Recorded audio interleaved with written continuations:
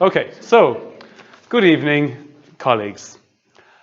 I don't know about you, but for some reason, this time of year for me is like the new year. This could be because we always started school around this time of year when we were kids. We then went on to start university, around this time of year as well. And also it could be due to the drastic weather change that occurs around this time of year. If you, like me, believe that this is like a new year, then you wouldn't be alone. And I'm not alone either.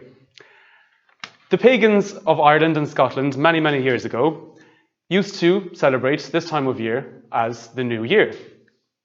They called it Samhain. And Samhain today, with the passage of time and the influence of other cultures and traditions, has become Halloween. Halloween is far more commercialized and secular, but equally, it isn't miles removed from its Celtic origin. The Celts didn't carve jack-o'-lanterns out of pumpkins, but they did engage in some pretty spooky behaviour. The word Samhain, as well, was from Old Gaelic, which means summer's end. The Celts, like we mentioned, attributed the drastic weather change that occurs this time of year with the end of the year. It was the end of the harvest. And many other countries actually have similar traditions at this time of year too. When the Romans invaded Britain in 43 AD, they tried to eradicate the Celts, but they weren't successful. And the Romans also had a festival that they celebrated at that time of year called the Autumn Festival. With the passage of time and the mixing of cultures and traditions, the Autumn Festival mixed with Samhain. The Romans used to celebrate the goddess Pomona during this autumn festival. Pomona was the goddess of fruits that grew on trees and had a particular association with apples. Apples still feature highly in many Halloween games. We bob for apples in a bucket of water, and we also eat toffee apples at Halloween, traditionally. Now, 1500 years ago, the Celtic and Roman traditions started to mesh.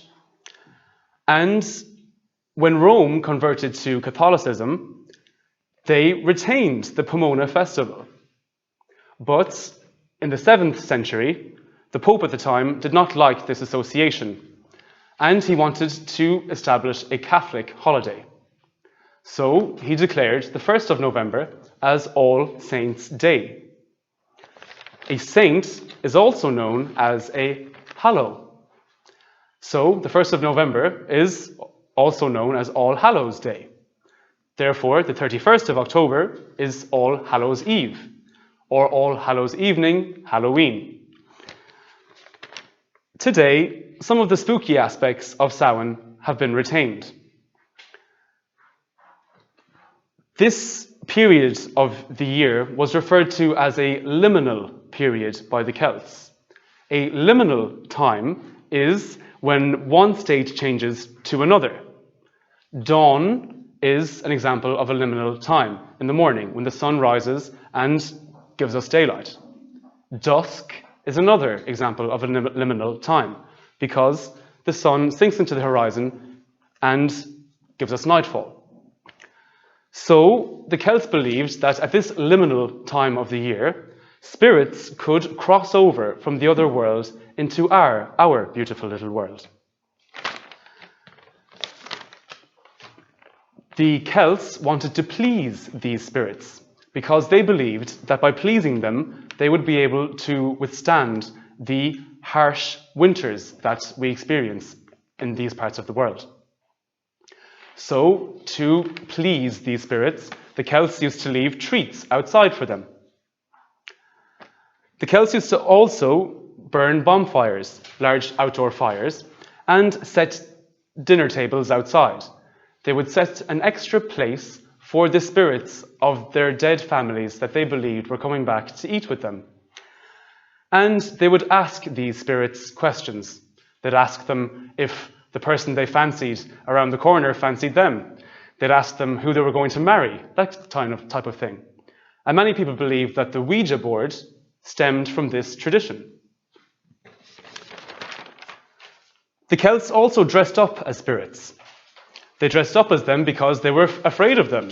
They thought that if they looked like them, the spirits wouldn't attack them, or they'd think they were them. And they were particularly afraid of the spirits that they had annoyed back when they were alive, and they were afraid that they were going to come back and get revenge on them. So they thought that if they dressed up as spirits, that they would avoid this. Some people would sit around the bonfires, enjoying the fire, singing, reciting poetry, Celtic things. Others would head to the houses and steal the treats that were left out for the spirits, and hence trick or treating emerged.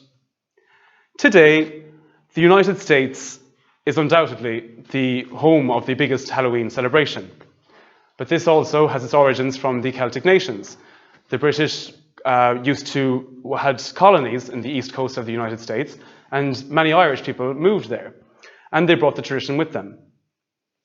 Today, Americans spend more than $6 billion a year on Halloween. How much do you plan on spending this weekend? Happy Halloween.